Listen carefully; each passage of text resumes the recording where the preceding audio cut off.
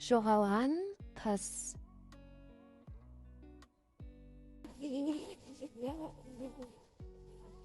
Баяғыда бір кішкентай ғана ауылда 3 бала өмір сүріпті. Ол үшеуі бауыр болыпты. Олардың ішінде үнемі басы сыйыспайтын Қалқаман мен Шынар деген 2 бауыр болыпты. Олар үнемі қырыла береді екен. Бір күні олардың ауылдарына Аю кіріп кетіпті. Ал 3-ші қыз оның есімі Іңкәр болған. Іңкәр үнемі ұйықтағанын жақсы көрген. Бір күні ол ұйықтағанда Аю келіп оны ұрлап кеткен. Аю жол бойы Іңкәрді алып, өзінің үстіне отырғызып алып, қаша жөнелді. Аю Іңкәрді өзінің үңгіріне әкеліп, оған тамағын берді.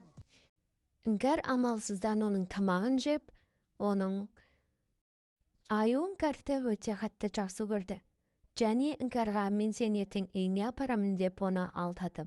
Ал Іңкәр оған сеніп Аюдың құшағына еніп, және ұйықтап қалды. Ал олардың ит достар бар еді. Ол Іңкәрдің жоқ екенін көріп, жылап отырады. Оның Шынар әпшесі мен Қалқаман деген ағалары Іңкәрді құтқаруға келеді. Олар келіп, автоматпен Аюды атып өлтірді. Олар Аюдың өлгеніне өте қатты қуанып, шыдамастан Қалқаман мен Шынар екеуі билеп кетті. Және олар Іңкәрді құтқарғанына қуанып, Іңкәрді алып бірге үйлеріне қайтады.